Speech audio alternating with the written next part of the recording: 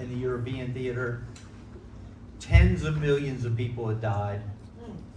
Hundreds of millions of people have been displaced from their homes. And the world was just tired. It's just tired. It had been through a lot. But Adolf Hitler in the European theater had overplayed his hand. Yeah, thankfully, right?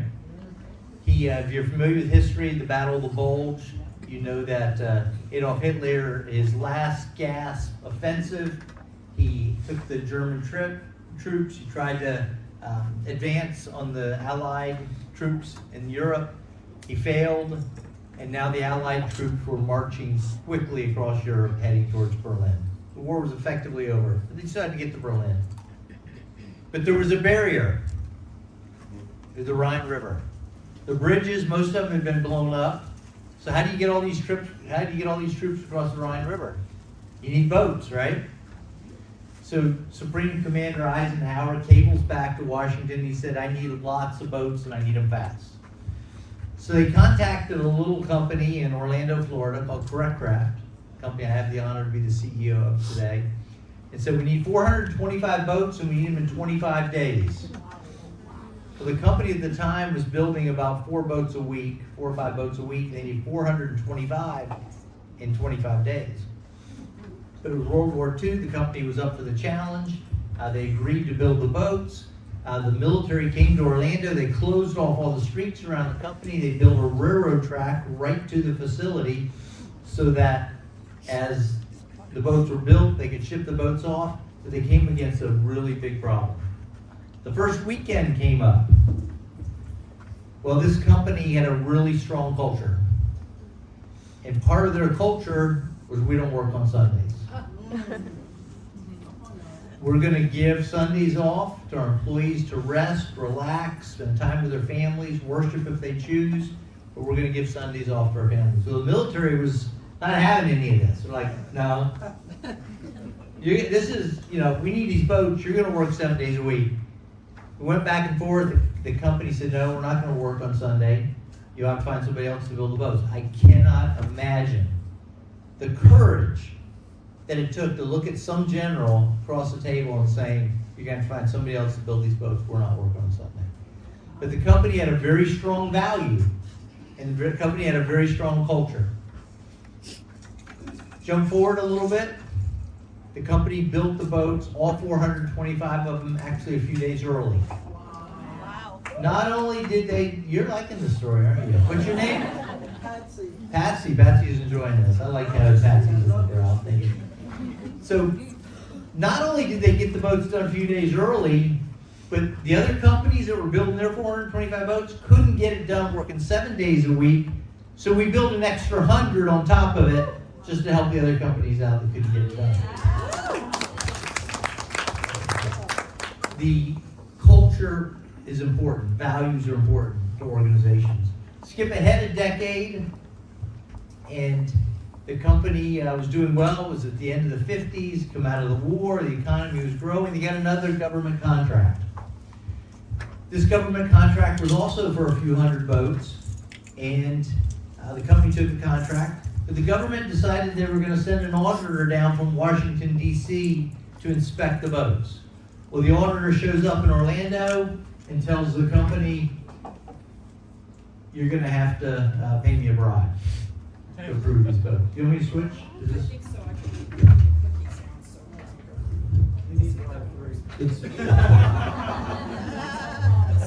It's probably just me. But get wire 3 anyway. So the inspector wanted a bribe.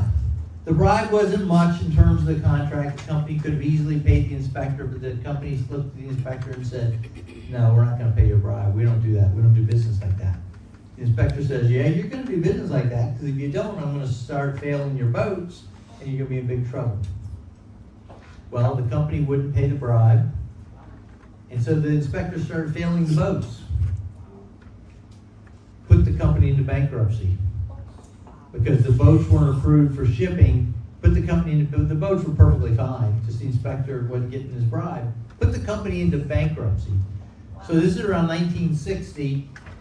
The company had to go into bankruptcy because they had all these boats. They spent all this money to build these boats. They couldn't sell because the government inspector wouldn't approve them. And the company went into bankruptcy. If you know much about bankruptcy, hopefully you don't know too much. I've gotten through my career without one, and I'm hoping to get to the finish line and not have one. But if you know much about bankruptcy, you know that your debts are fully discharged. So the vendors, the creditors, got about 10 cents on the dollar. So if we owed you, Craft owed you $1,000, the judge said, here's your $100, the debt's discharged, the company doesn't owe you any more money. So the company went through this process, creditors got 10 cents on the dollar, but another one of the company's values, we're not gonna work on Sunday, we're not gonna pay bribes, but another one of the company's values is we pay our bills. So they took the profits for the next 20 years and spent all their profits the next 20 years paying back that money that they were legally discharged from. Culture was important. Values were important. It'd be like this. Somebody coming up to your door about 1980, somebody from the company knocks on your door and says, hey, Patsy, your grandfather used to own a woodworking shop in Orlando. We know he passed away years ago, but we owed your grandfather $5,000 we can never pay him. We know he's gone, but we're going to give you a check. Here's a check for $5,000 for your family to pay them back. So the company started in 1925 with a family from New England decided they were going to move to Florida and start a business. A lot of people were doing it during that time. Did well during the 20s. 30s were very difficult with the Great Depression. The 40s with the war we talked about. The 50s. Spent most of the 60s and 70s paying back the debt. But the company during the 60s and 70s and 80s was growing, doing really well. How many of you have ever heard of Keynote? Yeah, a lot of you have. That was the primary brand at the time. We've got 46 companies under Craft now. We're about $1 billion company. We're all over the world. But at the time, it was primarily one company, Keynote, and they were growing and they were doing really well. Until they got into the late 90s and things started falling apart. In the late 90s, it wasn't anything matter with the business. The ownership family, the family that owned the company, was really having some challenges. It had gotten down into generation 3 and 4. And if you're familiar with generational ownership, you know that generation number 1 starts a business, normally does pretty well. Generation number 2 was close to generation number 1. They can keep it going. By the time you get to generation 3 and 4, things start falling apart. Very, very few, probably 1% of businesses make it down to generation 4 and under family ownership. So we got into generation 3 and 4. There were a lot of challenges, a lot of issues, and things were just sort of starting to fall apart. The family got together and they fired the CEO, who was also the largest shareholder, another one of their family members. So you can imagine the turmoil that was taking place. So by the time I got there in 2006, they tried to hire me to be the CEO in 2005, and I sort of walked away at the last minute, sort of left them at the altar, and because it was just a mess, something that I didn't really want to get involved in. That CEO lasted about a year, and they came back to me again and said, listen, we'd like you to come to Orlando to be the CEO. I was in South Florida, life was good, everything, had a good job, was plugged in the community, lived there my whole life, my family was there, and wasn't really interested. Some things happened I don't have time to go into. If you're a person of faith, I just say that they were like God things, that like messages like, oh gosh, you're supposed to do this. And ended up going to Orlando, but the company was a mess. I was the 5th CEO in 5 years. Nobody thought I was going to be there very long. Because they'd seen all these CEOs come in, and the family would run them off.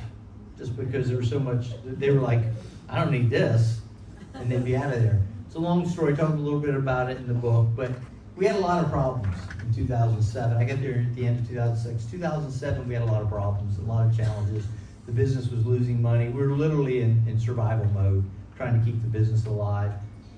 And I decided to take 25 employees to Tecate, Mexico to go on a service trip. And because one of the things that the company had an amazing culture. Remember World War II, the payback, they had amazing values, amazing culture. And they still had the values and culture on the wall, but all the turmoil had lost all the real reality of the culture. So I took 25 employees, we went to Tecate, Mexico, build a house for a homeless family. Anybody been to Cati, Mexico? I doubt it. Have you been to Cati? It's about an hour southeast of Tijuana, and it's a very, very poor community. Been Tijuana. You've been to Tijuana? Yeah. Most people don't brag about that.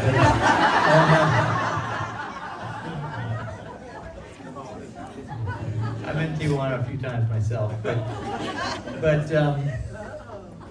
we were building a house down there, and it was an incredibly difficult situation. First of all, everybody thought it was a bad idea, including the owners of the company, because they said, we got a mess, we're losing money, and you're gonna take 25 employees and go to Cati, Mexico and build a house for a homeless family? It's like, stay focused, Bill, stay focused.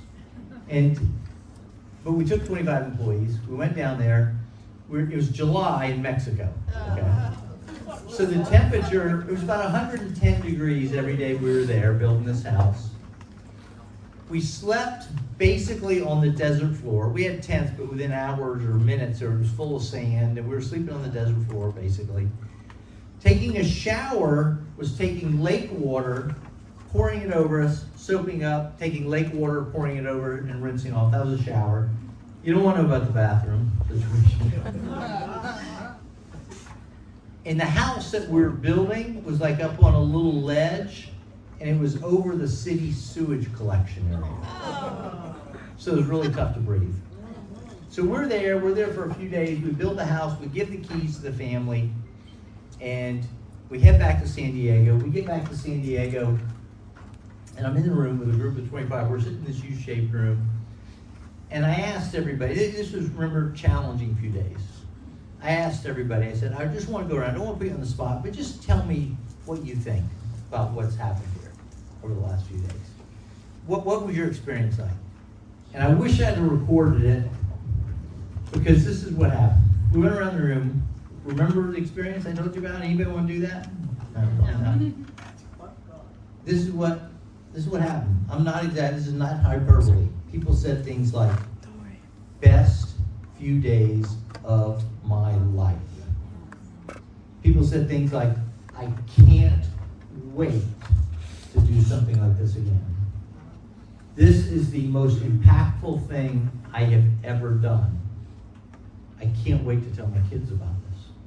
I mean, people were like so emotional under very difficult circumstances. We'd helped a homeless family, a mother and father and three or four kids, I think it was three kids, give them the keys to their house. And the house wasn't like anything that you live in.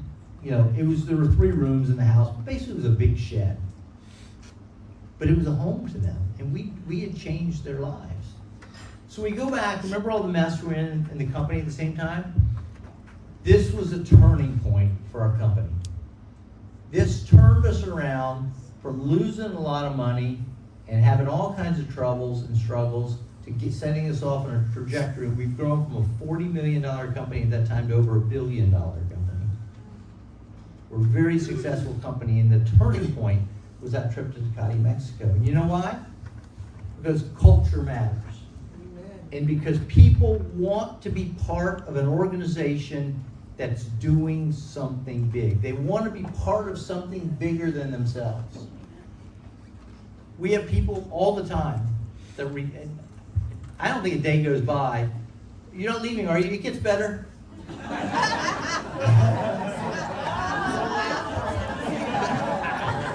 At least it's only one so far. Normally by this point in the presentation, like half the people have left. So, but culture matters. And culture, people want to be part of something big. They want to be part of an organization that's bigger than them. And we have people that want to be part of our organization. We have plants all across the U.S., facilities across the U.S. But if you come to work at a craft company, you know culture matters. And you know that you're going to be part of something that's big, a platform that is being used not just to build the world's best boats, not just to make money so we can pay bonuses and pay people well and give good benefits. That's all wonderful stuff. But that's not the stuff that keeps people in the long run. What keeps people at an organization is culture and feeling that they're part of something big and they're doing something big.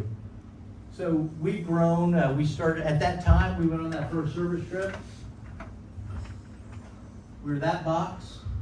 Now we're boxes, we got facilities all across the U.S., and as I said, we distribute in 70 countries. We've grown like crazy, and people ask me all the time, they say, Bill, what's the secret? How's Craft gone from a $40 million company to a $1 billion company in 15 years? And I tell people two things. One, strategic planning. We got a great strategic planning process. I'm not here to talk about that today, but really the key is culture. Culture eats strategic planning for breakfast. And so driving culture. And so I can't really overemphasize to you how important it is. The second book you have is Education of a CEO. Well, the first book, Making Life Better, there's a whole bunch of stories like the ones I already told. Those two stories are in there. There's a whole bunch of them. If you're interested at all in this kind of stuff, I really encourage you to read the book because, not just because I wrote it, but because that's the downside. The good side, the upside is that there's a lot of great stories in there and things that hopefully will encourage you and inspire you for your business. The second book you've got is Education of a CEO. Our team, we learned a lot. Going from the mess we had in 2007 and then going through the Great Recession of 2008 and 9 and dealing with a lot of different things, we learned a lot. And so those lessons are in Education of a CEO. So the first book is sort of the story of Craft. The second book, Education of a CEO, is the lessons we learned. I think you'll find them helpful. I hope you will. And the book is the Education of a CEO. I'm not going to go through all these chapters, but it's broken down into the first three sections: the foundation, the people, and the leading. I wish I had time to talk about each one of the chapters. I don't, but I'm going to talk about one, and that's an idea that's really foundational to who we are at Craft. It's this idea of be a learner. We talk a lot about the difference between being a learner and being a knower. And sometimes people think, oh, learner means you read books and that kind of stuff. Well, that's part of it, but it's way bigger than that. And this is an idea that if you'll just listen really careful for the next couple minutes, this is a life-changing idea, okay? All of us are either learners or knowers. Learners are people who have an open mindset, a growth mindset. They want to learn. They want to take in more information, but they want to take in information to change their mind and grow and learn. Knowers take in information, and I hate to say this, but I think about 80-90% of people are knowers. And it's a shame because it holds them back. Knowers are people who take in information. They like to read, they take in information, but they take in information to validate what they already think. See the difference, Patsy? So, Patsy's listening. So, learners like having their mind changed. Because, I mean, in fact, it's an endorphin rush for them. Most people don't like having their mind changed because they feel like that proves they've been wrong. Learners love having their mind changed. Knowers take in information, and no matter what the information says, they filter it through a lens in their own mind that is there just to validate what they already think. If you're a knower and you take in information like that and you're stuck trying to constantly validate what you already believe, it's holding you back big time in your life. And it's having a big negative impact on you. You say, well, I don't know, how would I know I'm a knower? Well, good you asked. Okay, here's some signs you might be a knower. You always get your news from the same source. Okay, you listen to the same news station. You always read the same kind of books. You hang out with people who think just like you do. You don't really want to, you're quick to get into an argument with somebody. You don't have to be this to be a knower, but you want to prove you're right. You're like, whether it's politics or how you run your business, you're just set on you're right. You're going to filter everything to prove you're right, and you're going to tell everybody you're right. By the way, this is just an aside. It's not really I wasn't going to say this, but I won't charge you any extra for this, Nancy. If you think somebody else is wrong, well, let me ask you this. How many of you ever gone on social media, gone on Facebook, and had your mind changed because somebody ranted about something that was thought different than you and said, oh, wow, yeah, they're right. Okay? If you think somebody else is wrong, you never change their mind by telling them they're wrong or trying to point out how they're wrong. Ever. You only change their mind one way.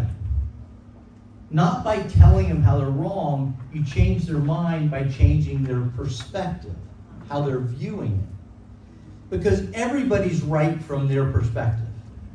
So if you can get them to see it from a different way, kindly, that'll change their mind. If you just tell them their perspective's wrong, that won't ever change their mind because their perspective's not wrong. Because they're seeing it a certain way that proves they're right. So anyway, that's insane.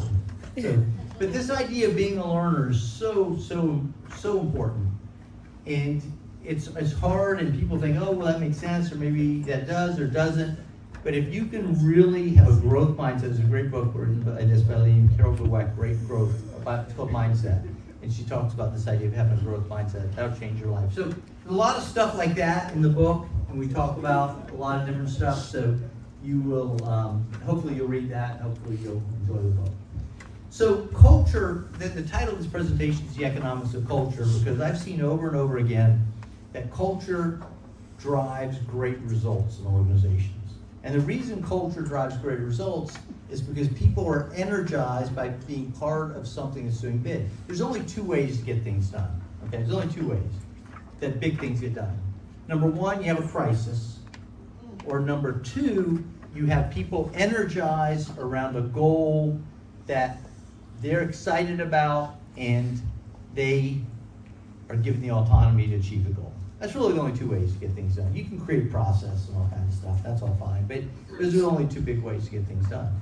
And when you do that, when you create the right culture, it has a huge impact. 40 million to $1 billion, losing a lot of money to making a lot of money. We did all that with culture, values. So you say, well, why don't, okay, well, Bill, well, that's, when you think you're the only one that knows that? Of course I'm not. Why don't people do that? Why don't people adopt culture? And this is why. This is another one of those mind hacks, okay? Most people see culture as an expense, not as an investment. Okay, this is another big one. This will change your business. This will change your life. You can see this a little different. As a CEO of CorrectCraft, I'm given, one of my jobs is capital allocation. I've got to protect our capital. We've got a lot of capital, we're profitable, we've got money, so we're very fortunate, but I've got to protect that. It's a big part of my job. So over a certain level, our company presidents have to come to me for approval on projects. And so I'm approving investments, and there's a whole process they go through to do that. And I can tell you, by far, the highest return on investment that we get on anything in our company is when we invest in our people and we invest in culture. But a lot of people see that as an expense. They just see their operating statement or their tax return and see that as an expense, and they can't get over that mental leap. But if you can get over that mental leap and you can see it as an investment with a huge return, all of a sudden you start investing heavily in culture. So how do you drive results? How do you drive culture? Okay, I'm gonna give you 4. People get confused about that. They think it's it's like, it gets confusing to people. But if you get these 4 things right, you can drive culture in your organization, okay? Number 1, you have to identify what's important. You have to be very specific. You say, well, I know what's important. No, you have to be very specific. List it down on a piece of paper. Identify what's important. What are the values that are important to your organization? That's number 1. Number 2, come up with a clear way to present it. This is our culture pyramid. All our 2,000 employees, there's nobody that's unclear about what our values are at CorrectCraft. Nobody. Because they get this in orientation, they get this in regular meetings, they get this when I visit their plant, and this is all over the building.